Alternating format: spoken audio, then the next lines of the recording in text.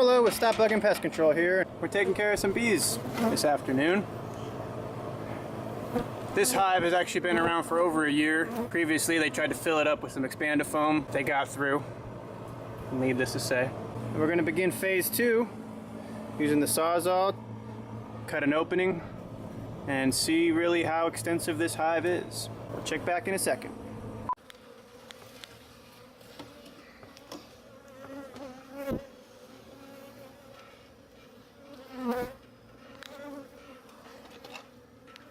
So Devin has just made the cut and he is beginning to remove this beehive.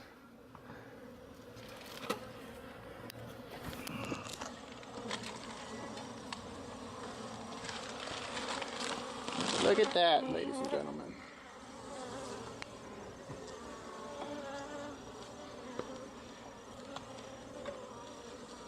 Here's the larvae. Those will become future bees of all sorts, except queens. Queen larvae are they're kept in a different chamber. We probably haven't gotten there yet.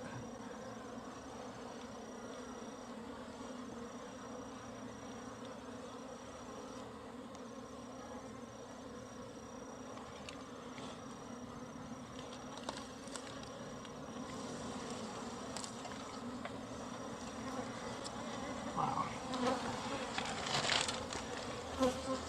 It's really amazing, the different kinds of colors, the different architectures that, you know, the same species of bee, it's all different even though they're the same species. This comb... This is European. This is European? Yes. And we've done a lot of European. There's a good amount of bees right there. We've done a lot of European jobs, and one of the things that I've noticed is that you got this darker kind of comb, and then you got this lighter comb. The darker comb, presumably, is the older comb. Not to say it's not used anymore, because if you look inside this darker comb, you can still see a lot of activity, a lot of bees, a lot of larvae, a lot of stuff going on.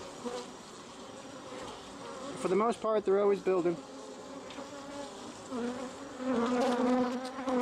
This hive is definitely multiple generations. There's hive on the ground that's got so big it fell off, which is what I'm grabbing right now. All this stuff looks like mud. So essentially what you're saying is that this hive was so heavy that it fell? Yep. Luckily it didn't fall into the wall though. It fell into the attic. Yeah, so these bees are in full force right now. They've had absolutely no kind of preventive method besides a bit of soap and water to keep them tamed. They're definitely getting out of control as we get farther and farther into the hive. I am literally covered in bees because I'm holding the bucket. And that's my job. Wow, would you look at that? Amazing. There's just so much going on.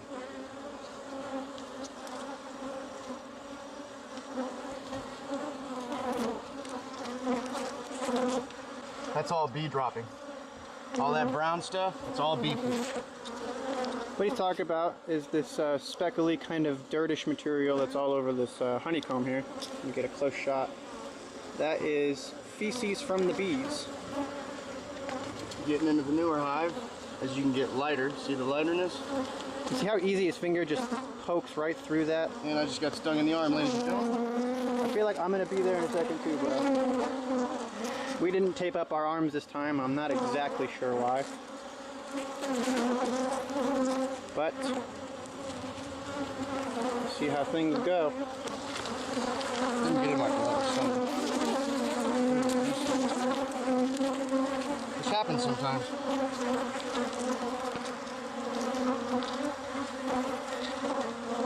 This hive goes back, bro.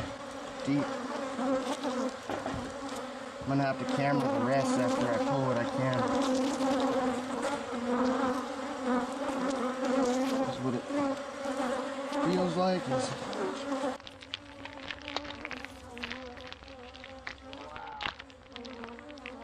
Really?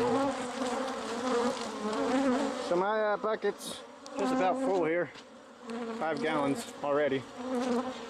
Only about 5 minutes in. Let's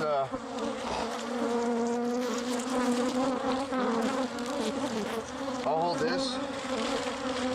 I'm gonna go get the sprayer. Okay.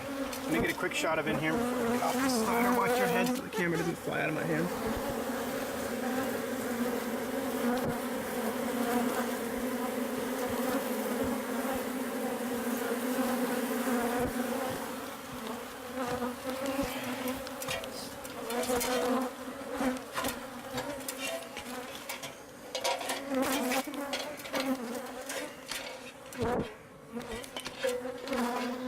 So we're gonna continue pulling this hive out.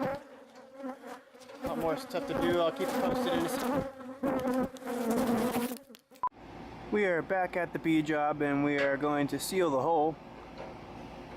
There seems to be only one bee left, which is a very good sign. Well, I just killed him, so he's dead now. The one bee is dead? Yep. There is 0 bees. 0 bees. We're gonna have Devin explain to us again what he's going to be doing to seal up this hole this time. A much different situation than the roof tile, doing the whole roof thing. We're going to talk about stucco this time and how the side of your house works.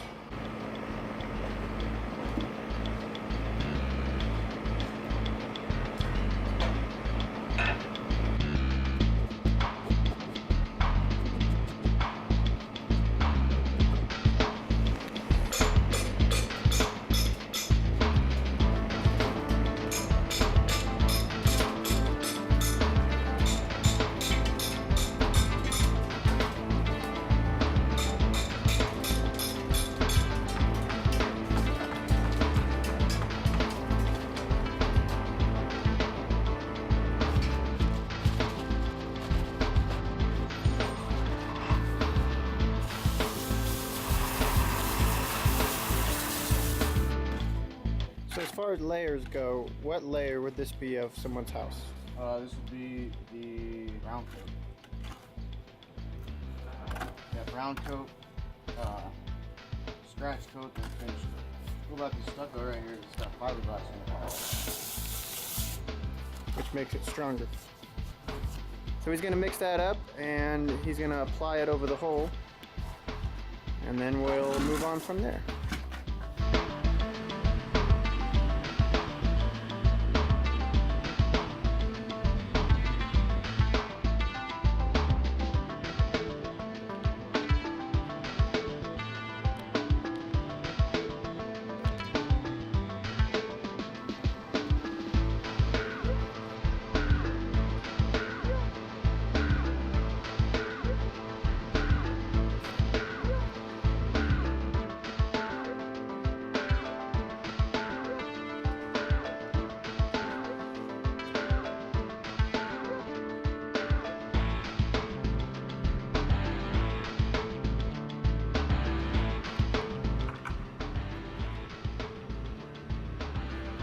So,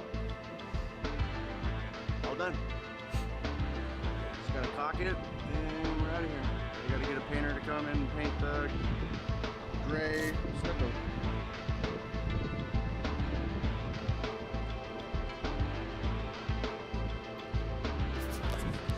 Let's take a look at what he did up there.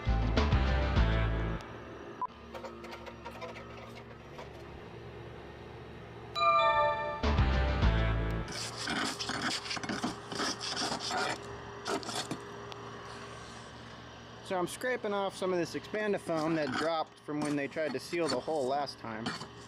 That's pretty much why we're here, because the hole didn't really work out as planned when they sealed it up, and they just kind of got back in. Devin, can you tell us why expandifoam isn't always such a good idea for homeowners to use? Well, expandifoam is good for homeowners to use in the essence of insulation and crevices. But that's for R value when you're trying to keep your house from having backdrafts and wasting air. But especially not good for bees, because bees eat expandifoam, so they can eat right through whatever you try to seal the hole up with. Not only that, you're also endangering your own life and lives around you, because you don't know if it's an Africanized honey hive or if it's a European honey hive. You don't know how aggressive these bees are, and they will kill you if they are aggressive enough. So you're almost feeding them in a sense using this stuff. That's why you put down materials that belong on your roof and that'll last for as long as the rest of the materials on your roof will last. That's a fact. If you like the vlog or you have